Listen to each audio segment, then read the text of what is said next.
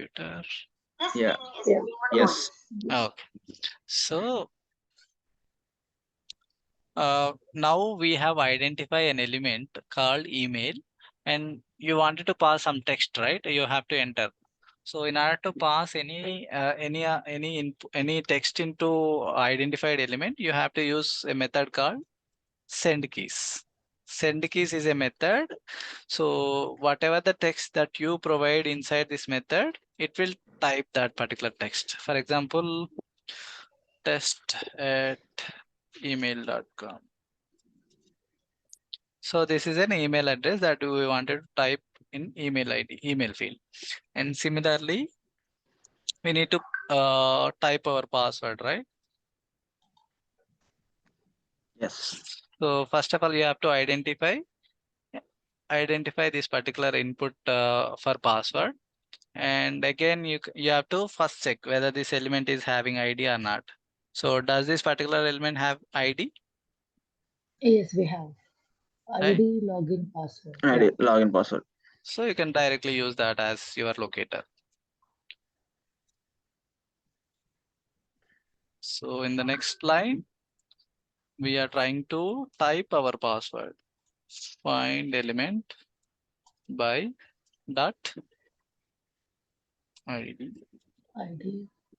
and the value of our ID and send keys. So here we need to pass the password. Yes. So what is the valid password for this is there is a valid password that is ABC. So this is a dummy credentials. You can also use the same credentials. So you will be able to log in into the site. Okay. So I'll just ping this in chart.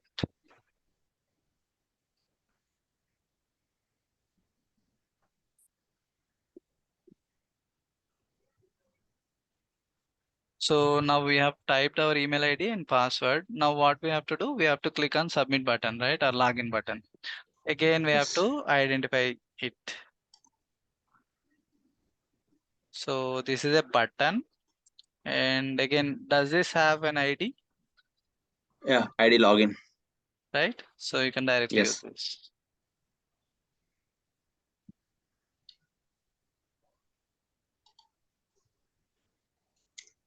Driver dot find element by that ID. Login. What we are doing here after identifying an element, what action we are performing? Here also we'll send it. Click, I think. Click. Yeah, F- we have to use Clicking. this operation.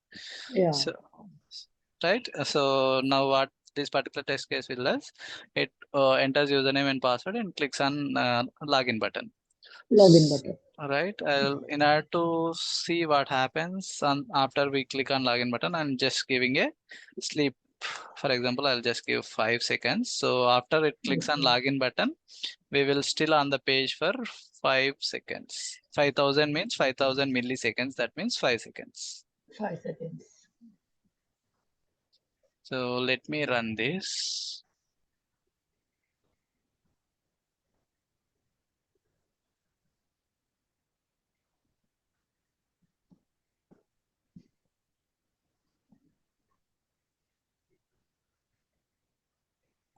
So while running, you will see some progress here. First of all, it builds and then starts execution. Okay.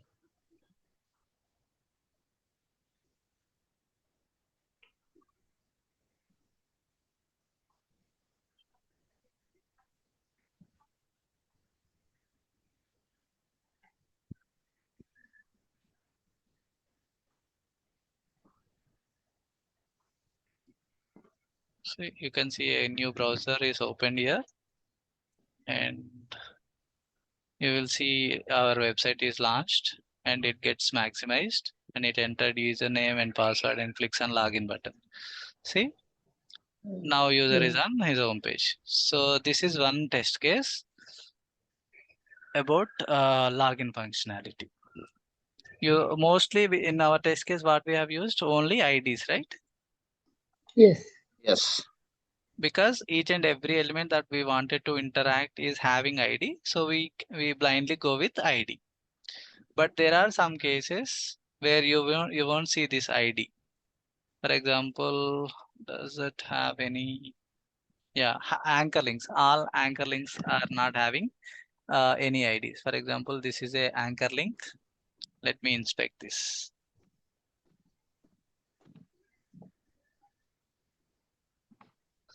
So this is a anchor link for all courses. Does it have anything like ID, name? No, right? No, Mahesh. No. Okay. So here there are two ways that we can identify this particular element. So in order to check whether our written or our customized XPath is actually locating this thing, so you have to write your XPath here itself. So after you inspect, select that element and select Control F. So you will see a search bar like this. So here you have to frame your XPath. So the syntax for framing any XPath is, so I'll just give in notes here. Syntax for writing XPath. So there are two different ways, two different things in XPath. One is absolute XPath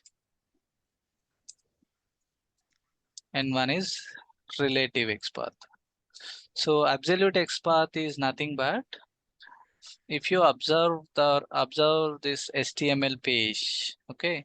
So absolute means starting from HTML tag till it will traverse from like HTML and then body and then div, and there are multiple divs, and finally from ancestor node. This is a ancestor node to till child node. So in order to identify this particular element using absolute XPath, uh, yeah, this Chrome browser, you can directly get the XPath. You just right click here and select copy. Here you can see copy full XPath. Full XPath is nothing but absolute XPath. So if you Okay. copy full XPath of this element, so you will see the complete XPath starting from HTML.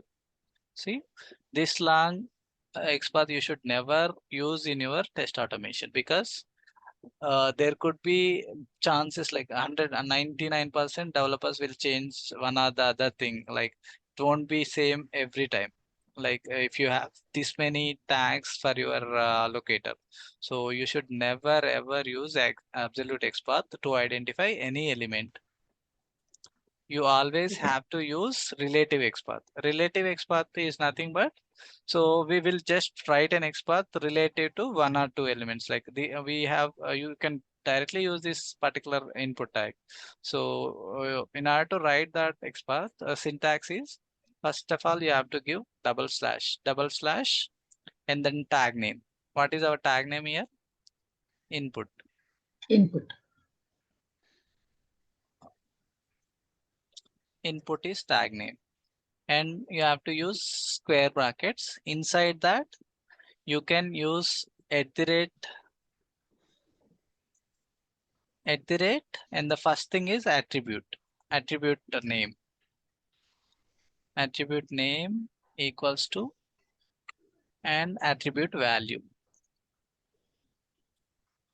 So here, this is the tag name and this is the attribute name, and it is value of that particular attribute. So in similar fashion, we will try to write XPath for this particular, though it is having ID. Let's assume this particular element doesn't have ID and name. We wanted to write an XPath if we don't have these ID and name here. Okay. So based on our syntax, what is our syntax? We will have to give double slash and then tag name. What is our tag name? Input. And after that, you have to give square brackets, and inside square brackets, you can use at the rate, and let's take our attribute as type typ equals to, and that attribute value. What is the attribute value? Email. See? So with the help of this particular XPath, we are able to identify. You can see there are two matches. You might confused, like we only have email address once here, right? But why we have two matches? We can directly check that. So here there is one more field. I think it is under where it is. It might be under sign up page, I guess. Let me click here. Does it have email? Yeah. You can directly just search for this. Search here. Control F. Sorry.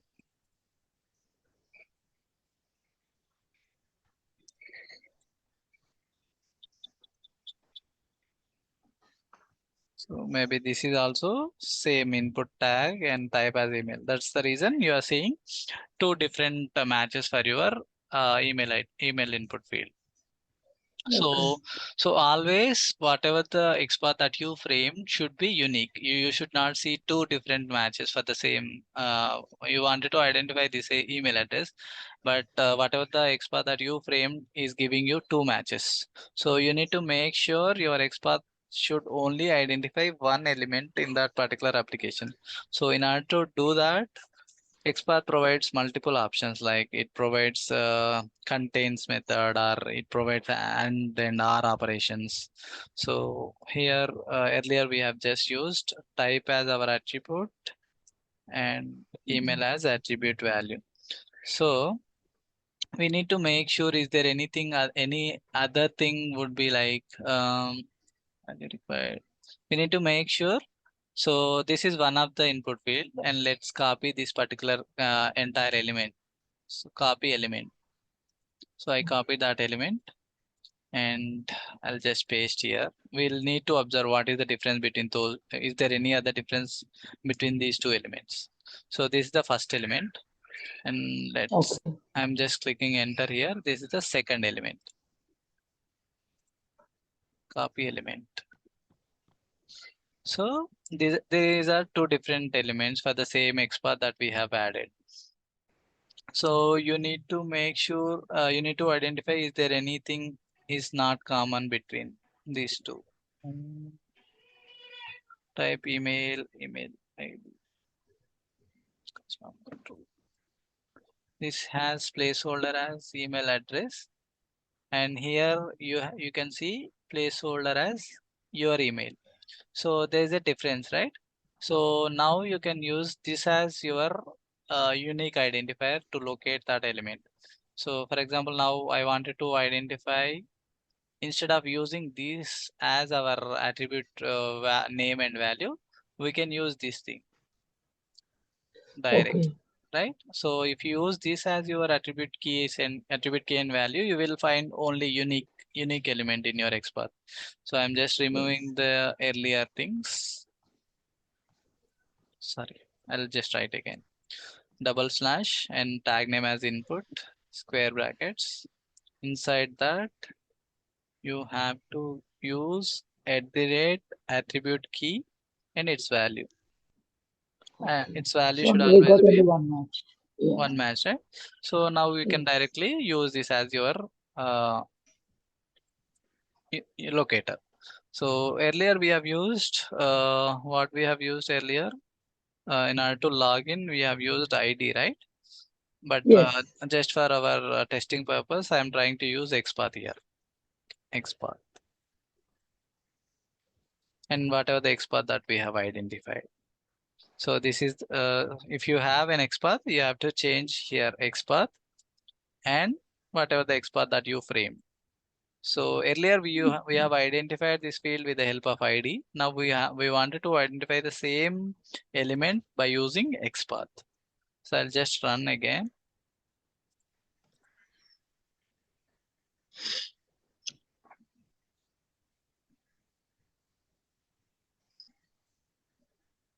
We'll see whether it is able to pass the text here.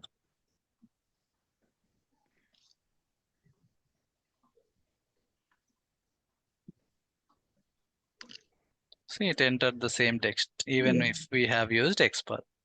So this is about XPath, but XPath has so many options like it provides and R operations. For example, you wanted to add two attributes.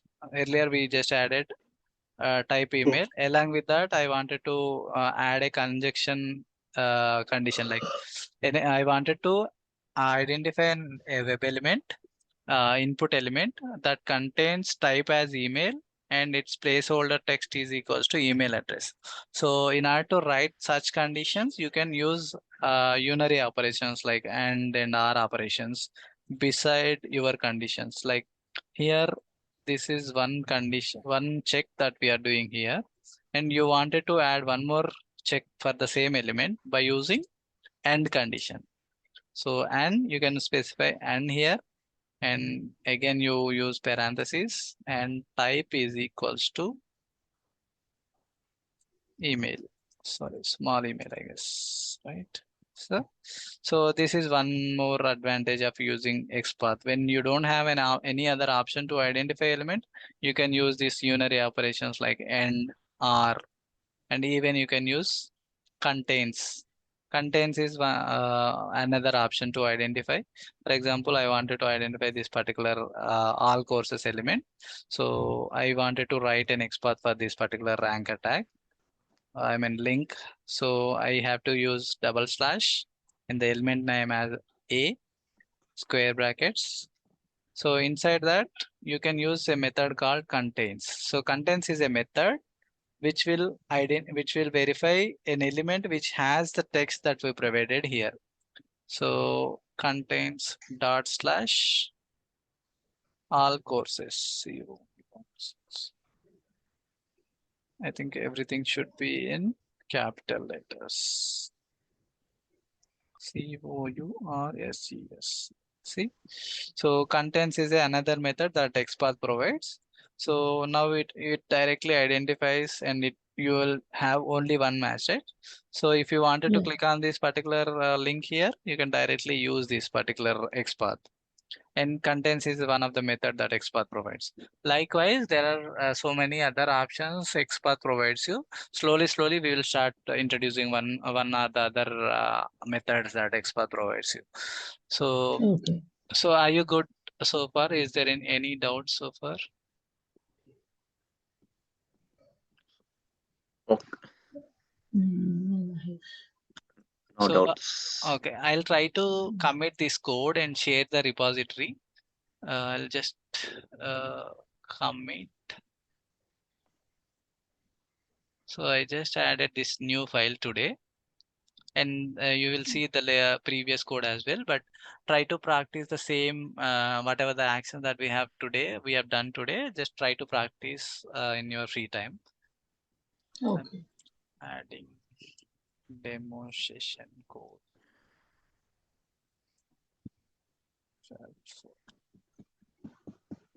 Since nobody has pushed any code into my repo, so I'm clicking on commit and push.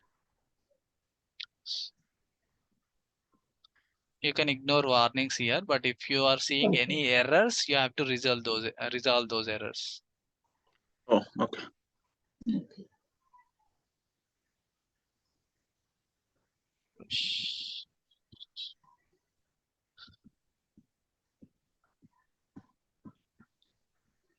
When was rejected, remote changes need to be merged before pushing. So because I haven't pulled any changes here, so I got this error. So if you try to push your changes without pulling other changes, you will see this kind of error. So you have to resolve those conflicts by clicking merge here. So if you click merge, Okay. I thought nobody has committed any code in my repo. I directly pushed my changes, but it seems there are some other changes pushed by someone else. So now push two commits to origin/mesh. Okay. So now let's go to my Git. yeah, I'm trying to log in into my GitHub account.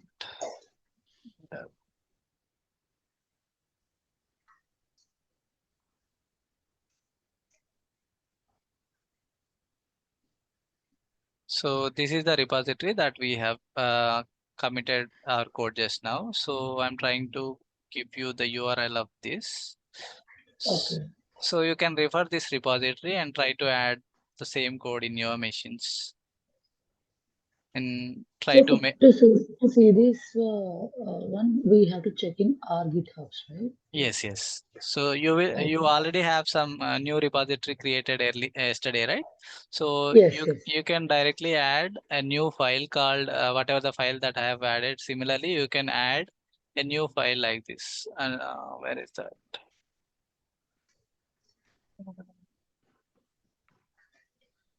They added here. It's where I added Test it. Is this the correct repo? 1 minute ago, yeah. Adding, see, you can see my comment here, adding demo session code 12.4. Yeah. So it is under SRC test Java. Yes. So if you see whatever the code that we have written, you can see here. So refer this code and try to add the same code in your repository. And if possible, try to commit the same code into your repositories, your own repositories. This is my repository, but you can push this Okay. code into your repositories as well. Okay. Okay. So I'll try to, But I got one doubt, yeah, Mahesh. tell Like, me. how can we take the same code? Like, how again we have to create new file in No. test. You have your own project in your IntelliJ, right? Yes. So you just refer the code, but you have to type manually in your machine. Oh, okay. Just like practice type, right? Yes. You Oh, okay. Okay. don't use here. Don't copy. I mean, don't try to clone this Publish. repository, but you have to Okay. type manually. Otherwise, you won't be able to remember those commands and all. If you practice, then Yeah. only you Yes. will remember. So I have Okay. posted our repository URL in the chat. Refer that. Okay. Just by referring, and we'll try to like type and we'll do it, Yeah. Mahesh. Then. Yeah. Okay, Mahesh. Yeah. Okay. If we'll get any doubt, then again we'll reach out to you. Okay. Sure. Yeah. Thank you. Okay, then. Thank you. Bye. Happy weekend. Yeah. You Oh, too, Mahesh. Bye. Bye. thank you. Thank you, Mahesh. Bye. Thank you. Bye. Thank you, Mahesh. Bye.